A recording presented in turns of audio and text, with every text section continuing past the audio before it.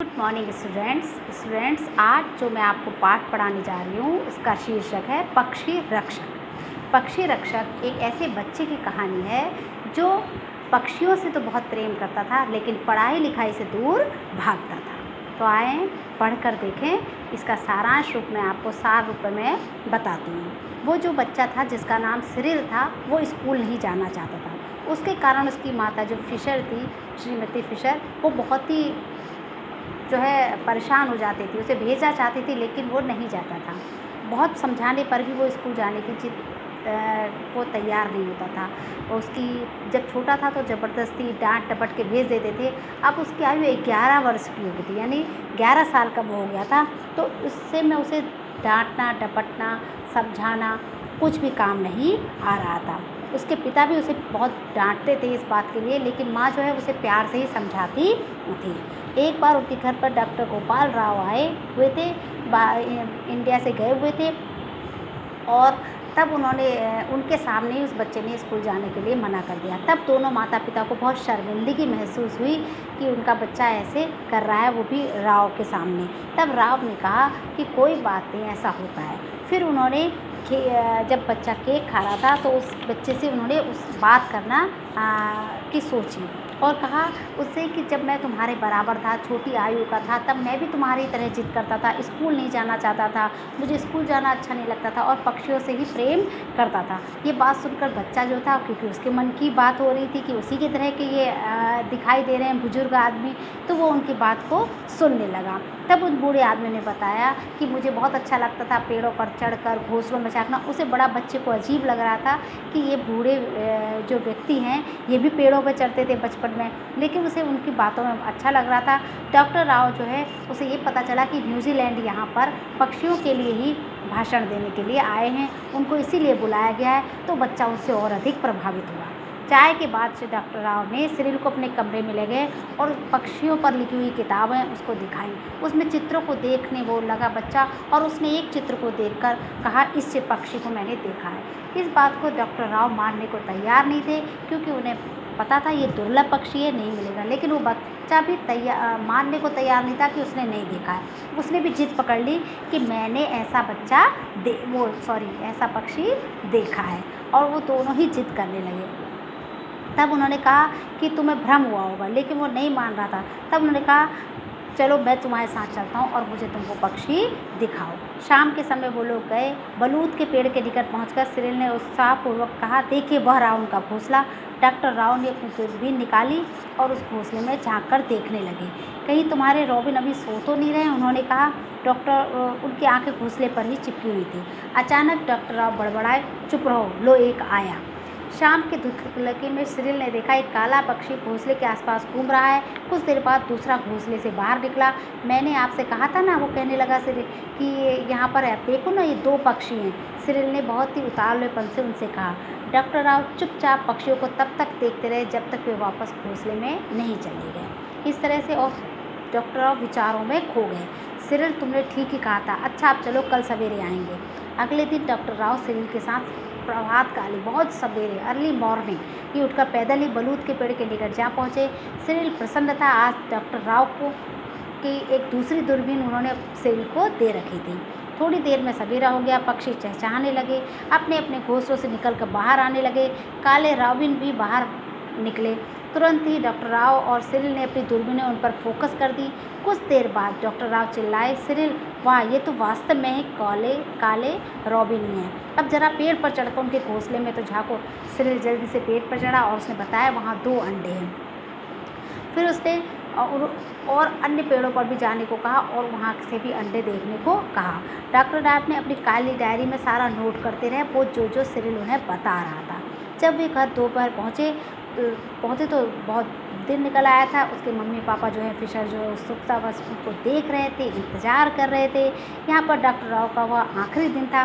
Doctor Rao ने, Mrs Fisher, आशा है कि आप बुरा नहीं मानेंगे यदि सिरिल और मैं बर्ड वॉचिंग जारी रखें। यहाँ बर्ड, इस विषय पे हम लोग आगे भी वार्तालाप करते रहें। उन्होंने सिर हिलाकर मम्मी पापा ने उसकी अनुमति दे दी कि उनका बच्चा की रुचि का काम हो रहा था और डॉक्टर राव को उन्होंने मना नहीं किया। तब उन्होंने सिरिल से कहा, तुम्हें इस जाति के पक्षियों को बचाने में मेरी मदद करनी होगी। जैसे वे घर से बाहर निकले डॉक्टर राव ने उसको ये बात बताई। पक्षियों को बचाने में सिरिल आश्चर्यचकित हो गया। उसे लगा क्या कह रहे हैं ये, पक्षियों को बचाने की कैसी बात है।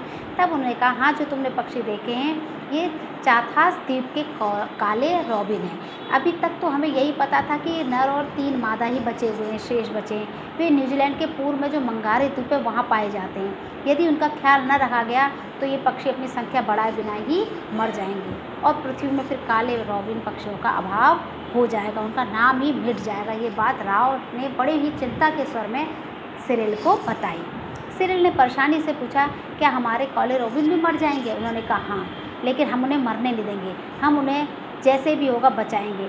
तब सिरिल पूछने लगा कैसे? हम उनके अंडे चुराकर अन्य पक्षियों के घोंसलों में रख देंगे और इस तरह से तुम मेरी मदद करोगे क्या?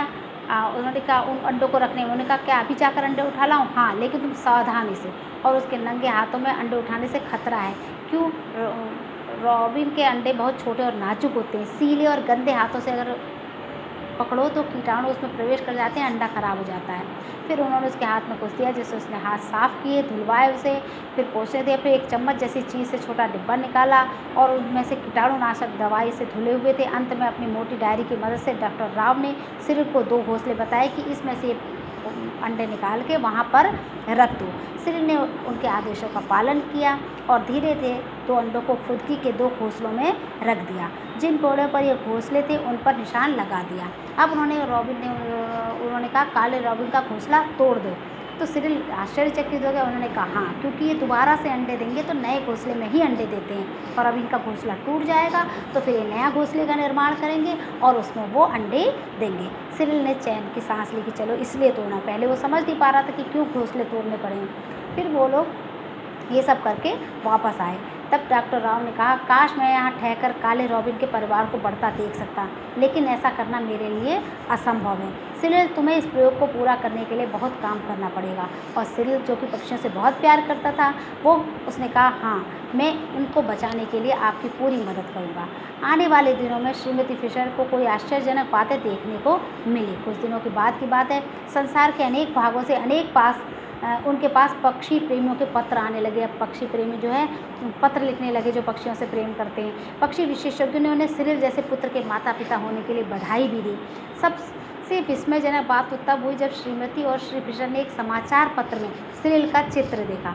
समाचार में बताया गया था उसने अपने गांव में 2 दुर्लभ पक्षी देखे हैं और उनको बचाने के लिए उनके अंडे दूसरे घोंसलों में रखे हैं। यह भी बताया गया था कि सिरिल ने फुदकी के घोंसलों को 2 बार साफ़ किया, क्योंकि फुदकी के छोटे से घोंसले में से काले रॉबिन की बीट वगैरह बाहर नहीं गिर पाती। सर्दी में काले रिबन कहीं सर्दी से मर न जाए, उसके लिए सिरिल ने प्रबंध किया था। फुदकी के बच्चों को ये डर नहीं होता क्योंकि प्रकृति से उनके शरीर को सुरक्षा प्रदान की है। लेकिन सिरिल जो है वो किसी भी तरह से काले रॉबिन के अंडे सुरक्षित रहें, उनका वंश बचा रहे, इसका प्रयास करता रहा और उसने जो हो सका, जो उसने किया वो सब उन्होंने छपा हुआ देखा उसके माता पिता ने, तो उन्हें बहुत प्रसन्नता का अनुभव हुआ। लेख के अंत में लिखा था कि सिरिल के प्रयत्नों से अब संसार के पहले से अधिक काले रॉबिन मिलेंगे। उस रात श्रीमती फिशर ने सिरिल को अपनी मेज़ पर बैठ कर, उसी रात उन्होंने लेख पढ़ा और देखा कि शाम के समय में वो बैठा मेज़ के पास पढ़ाई कर रहा है। उन्होंने कहा सिरिल, तुम भूगोल पढ़ रहे हो? तो माँ, इसमें आश्चर्य की क्या बात है? बोला। सिरिल ने कहा यदि मैं भूगोल नहीं पढ़ूंगा तो और स्कूल नहीं जाऊंगा तो पक्षी विशेषज्ञ कैसे बनूंगा?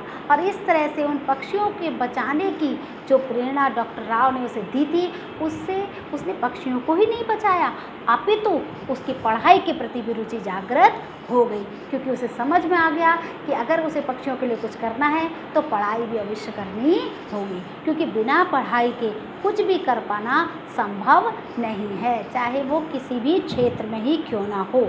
ये सुनकर फिशर जो श्रीमती फिशर थी, यानी सिरिल की मदर जो थी, वो आश्चर्य और प्रसन्नता से मूर्ति बनी खड़ी रह गई। तो बच्चों, इस कहानी में आपने देखा कि किस तरह से सिरिल जो पढ़ने लिखने में मन नहीं लगाता था, डॉक्टर राव ने उसके ही मनपसंद कार्य उसको सौंपे और उस कार्य को करने से उसने विश्व में काले रॉबिन को समाप्त होने से बचाया ही नहीं, अपितु उसकी पढ़ाई में भी रुचि बढ़ने लगी।